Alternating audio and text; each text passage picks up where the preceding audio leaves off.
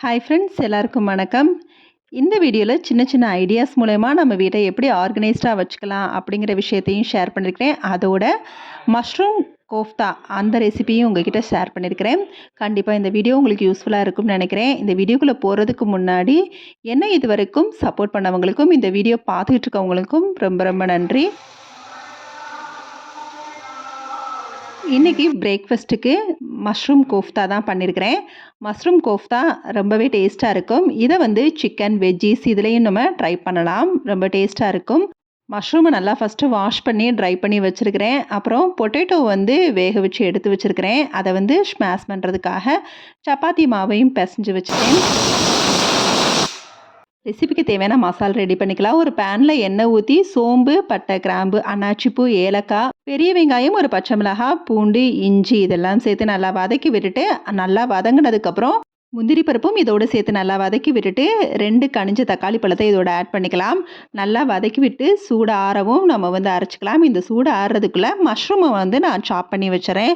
Mushroom நல்லா பொடிசாக ஃபைனாக சாப் பண்ணணும். அப்படி இல்லைனா சீவி கூட நம்ம தேங்காய் துருவல் மாதிரி துருவி கூட போடலாம்.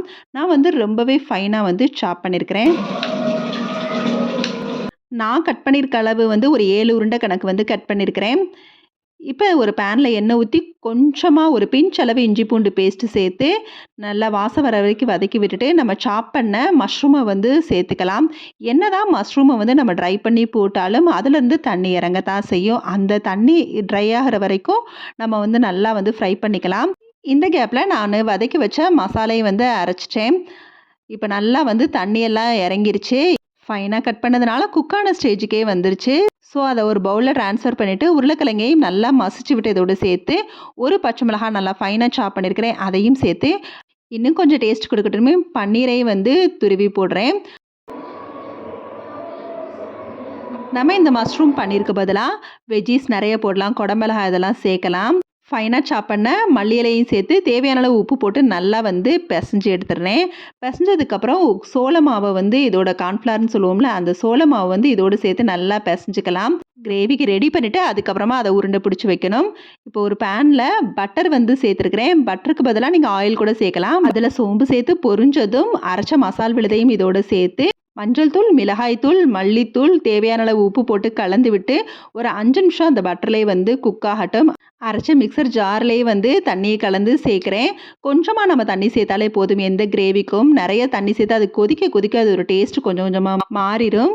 அது குக் ஆகிறதுக்குள்ளே மீடியம் ஃப்ளேமில் தான் வச்சு ஒரு 10 நிமிஷம் குக் பண்ண போகிறேன். அது குக் ஆகிற நேரத்தில் ரூமையும் உருண்டை பிடிச்சி வச்சாச்சு. இப்போ நல்லா குக் ஆயிடுச்சு. இப்போ இதில் கரம் மசாலாவும் சேர்த்து அதோட கொஞ்சமாக வெள்ளைச்சக்கரையும் சேர்த்து கலந்து விட்டு ஒரு 5 நிமிஷம் மீடியம் ஃப்ளேம்லேயே குக் ஆகட்டும். அதுக்குள்ளே இந்த பால்ஸ் எல்லாம் பொரிச்சு எடுத்துக்கலாம். சூப்பரான காளான் கோஃப்தா ரெடி ஆகிட்டுருக்குது.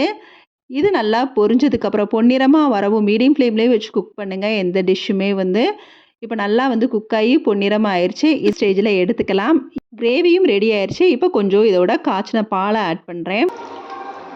பால் ஆப்ஷனல் தான், தேவைப்பட்டால் சேர்த்துக்கலாம். கடைசியாக கசூரி மேத்தியும் சேர்த்துறேன். ஒரு 2 நிமிஷத்துக்கு அப்புறம் நம்ம எடுத்து வச்ச பால்ஸ் எல்லாம் இதில் ஆட் பண்ணி ஸ்டவ்வை ஆஃப் பண்ணிடலாம். சூப்பரான மஷ்ரூம் கோஃப்தா ரெடி. சப்பாத்திக்கு செம்ம சைட் டிஷ்ஷு சூப்பராக இருக்கும். எப்போவும் ஒரே மாதிரி குக் பண்ணுறதுக்கு பதிலாக கொஞ்சம் இந்த மாதிரி நார்த் இந்தியன் ஸ்டைல்ஸில் நிறைய ரெசிபி ட்ரை பண்ணலாம். நம்மளுக்குமே கொஞ்சம் டிஃப்ரெண்ட் ஃபீல் கிடைக்கும். வீட்டில் இருக்கவங்களும் நல்லா விரும்பி சாப்பிடுவாங்க. அடுத்ததாக நம்ம வீட்டில் இருக்க பொருளை ஆர்கனைஸ் பண்ணுறது தனித்தனியாக வைக்கிறப்ப கிளம்ஸி ஆகும். நான் ஃபஸ்ட்டு இந்த மாதிரி தான் ஃபாலோ பண்ணேன். கொஞ்சம் கொஞ்சமாக தான் எல்லா பொருளையும் அமௌண்ட்டு சேர்த்து சேர்த்து வச்சு கார்ட்டில் போட்டு போட்டு வச்சு மீஷோ இந்த மாதிரிலாம் ஆர்டர் பண்ணி வாங்கினேன். அதுக்கு முன்னாடி இந்த மாதிரி டிப்ஸ் தான் ஃபாலோ பண்ணேன். நம்ம மஷ்ரூம் பாக்ஸு அப்படி இல்லைனா ஸ்வீட் பாக்ஸ் எல்லாம் கொடுப்பாங்க, அது லைன் டேட்ஸ் டப்பா அந்த மாதிரி இதெல்லாம் ட்ரே எல்லாம் இந்த மாதிரி இதுக்கெல்லாம் நான் யூஸ் பண்ணேன். இதை நம்ம கலர் பேப்பர் சுற்றியும் யூஸ் பண்ணலாம். ஒரே கலர் பேப்பர் ஒட்டி அப்படி இல்லைனா ஒரே கிஃப்ட் பேப்பர் ஒட்டி நம்ம யூஸ் பண்ணுறப்ப ட்ரே பார்க்கவும் அழகாக இருக்கும். நம்மளுக்கு ஈஸியாக, அதாவது செலவில்லாமலும் போயிடும். அந்த மாதிரி தான் நான் ஃபாலோ பண்ணேன். இப்போ தான் கொஞ்சம் கொஞ்சமாக நிறைய பொருளை வாங்க ஆரம்பித்து அதில் ஸ்டோர் பண்ணிகிட்டு இருக்கிறேன். ஸோ இதுவே பார்க்க நல்லா நீட்டாக ஆர்கனைஸ்டாக இருக்கும். தனித்தனியாக வைக்கிறப்ப இருக்கிற லுக்கை விட இப்போ சிம்பிளாக தான் வச்சுருக்கிறேன். எந்த ஒரு செலவில்லாமல் ஒரு பொருள் தான். அதில் வைக்கிறப்பே நம்மளுக்கு இந்த பொருள் பார்க்க, அந்த இடமே பார்க்க நீட்டாக இருக்கும். இது கிச்சனுக்கு மட்டும் இல்ல, நம்ம யூஸ் பண்ற கபோர்டு எல்லா இடத்துலயுமே நம்ம வந்து கிளிப்பெல்லாம் வந்து யூஸ் பண்ணுவோம். ஸோ, நம்ம ட்ரெஸ்ஸிங் டேபிள்ல கூட பெர்ஃப்யூம், பவுடர் இந்த மாரி வைக்கிறதுக்கு வந்து இத யூஸ் பண்ணிக்கலாம். ரொம்பவே வந்து சிம்பிளா இருந்தாலும் பார்க்க நீட்டா இருக்கும். அடுத்ததா நம்ம கேலண்டர் இந்த மாரி மந்த்லி கேலண்டர்லாம் எப்பவுமே தூக்கி போட்றாதீங்க. இயர் முடிய முடிய நான் வந்து இந்த மாரி எடுத்து வச்சுருவேன். நியூஸ் பேப்பர் நம்ம வந்து எல்லாத்துலயும் வந்து விரிச்சு விட்டு, அதுக்கு அதில துணி மடிச்சு வைக்கிறது அந்த மாரி செய்றதுக்கு வந்து இந்த காலண்டர் பேப்பரும் யூஸ் ஆகும். அப்படி இல்லன்னா, குழந்தைங்களுக்கு அட்டை போடுறோம் இல்லையா? அந்த பாலித்தீன் மாரி கவர் மாரி இருக்கும். இந்த ஒயிட் ஷீட்டுமே நம்மளுக்கு வந்து இந்த மாதிரி வந்து ஸ்ப்ரெட் பண்ணி அதில வந்து பொருள ஆர்கனைஸ் பண்றதுக்கு ரொம்பவே யூஸ்ஃபுல்லா இருக்கும். நான் இந்த ஒயிட் ஷீட்ட வந்து 2, 3 இடத்துக்கு வந்து போட்டு வச்சிருக்கிறேன். அந்த கேலண்டர் பேப்பருமே வந்து ரொம்ப டிரான்ஸ்பரண்டா தெரியக்கூடாது. அசிங்கமா இருக்கிற இடத்துங்கலாம் அந்த மாரி ஒயிட் ஷீட்ட வந்து கேலண்டர் பேப்பர வந்து அப்படி இல்லன்னா நியூஸ் பேப்பரையும் வந்து யூஸ் பண்ணுவேன். ஸோ இந்த மாரி பண்றப்ப நம்மளுக்கு வந்து பட்ஜெட் ஃப்ரெண்ட்லியாவும் இருக்கும். பார்க்கவும் நீட்டா இருக்கும். கிச்சன் லைனர்லாம் யூஸ் பண்ணோம்னா, நம்ம கண்டிப்பா அமௌண்ட் குடுத்து வாங்கணும். ஸோ இது வந்து நம்மளுக்கு ரொம்பவே ஹெல்ப்ஃபுல்லா இருக்கும். அடுத்ததா எல்லார் வீட்லயும் கண்டிப்பா மெடிசின் வந்து இருக்கும். ஸோ நம்மளுக்கு தேவையான மெடிசன்லாம் ஒரே பாக்ஸ்ல வந்து நம்ம இப்படி போட்டு வச்சுட்டோம் அப்படின்னா, நம்ம தேட வேண்டியதும் இல்ல. அந்த இடமும் நீட்டா மெயின்டெயின் ஆகும். கண்டிப்பா வீட்ல சின்ன சின்ன ஃபர்ஸ்ட் எய்ட் கிட்லாம் இருக்கணும். அது ரொம்பவே நம்மளுக்கு ஹெல்ப்ஃபுல்லா இருக்கும். காட்டன், அப்புறம் வந்து வாளினி, அப்புறம் இந்த கார்டெல்லாம் ஹாஸ்பிட்டல் கார்டெல்லாம் குடுப்பாங்க. அதையும் இதிலேயே வந்து நம்ம வச்சுட்டோம் அப்படின்னா, அந்த இடமே வந்து நம்மளுக்கு வந்து மெடிசினுக்குரியது, இல்ல ஸ்கேன் ரிப்போர்ட் எல்லா இடமே ஒரே இடத்துல நம்ம வந்து வைக்கிறப்ப, நம்ம தேட வேண்டிய அவசியமும் இருக்காது. இப்ப பார்த்தீங்கன்னா, இந்த ரேக்ல வந்து நான் இந்த மாரி தான் மெயின்டெயின் பண்ணிட்டுருக்கேன். இது வந்து ஹாஸ்பிட்டல் கார்டெல்லாம் வந்து ஒரே இடத்துல வந்து வச்சிருக்கிறேன். தேட வேண்டிய அவசியமே இருக்காது. ஒரே இடத்துல எல்லாம் மெயின்டெயின் ஆகுறப்ப, யார் வேணாலும் வீட்ல நம்ம சப்போஸ் இல்லன்னா கூட நம்ம ஹாஸ்பிட்டல்ல இருக்கிறப்ப, அவங்க வீட்ல இருக்கவங்க எடுக்கிறதுக்கும் இது ஈஸியா இருக்கும். அதே மாரி காஃப் சிரப் எல்லாமே இருக்கிறப்ப நம்ம டேட் பார்த்து வைக்கிறது ரொம்ப ரொம்ப முக்கியம். அடுத்ததா இந்த ட்ரே இது வந்து நான் மஷ்ரூம் இந்த ஸ்வீட் பாக்ஸ் எல்லாம் யூஸ் பண்ணதுக்கப்புறம் அடுத்ததா வாங்குன இந்த ட்ரே எல்லாம் வந்து இதுதான்.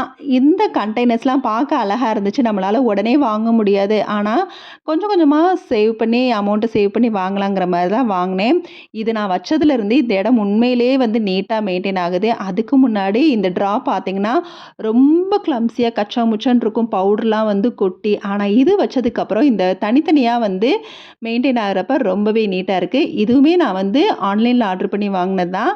இது வந்து எனக்கு ரொம்பவே ஹெல்ப்ஃபுல்லா இருக்குது. இந்த மாரி வைக்கிறப்ப, அப்படியே வச்ச பொருள் வச்ச இடத்துலயே வைக்கணும் அப்படிங்கிற தாட்டும் வருது. நீட்டாவும் மெயின்டெயின் ஆகுது.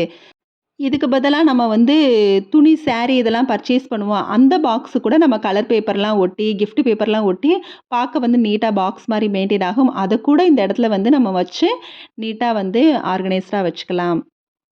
அடுத்து இந்த இது குட்டி குட்டி டாய் எல்லாம் என்ன அப்படின்னா, நம்மளுக்கு கிண்டர் ஜாய் குழந்தைங்களோட மிட்டாயிலலாம் வந்து இந்த மாரி இதெல்லாம் இருக்கும். இதெல்லாம் வந்து ஆர்கனைஸ்டு பொருளாவும் நம்ம யூஸ் பண்ணிக்கலாம்.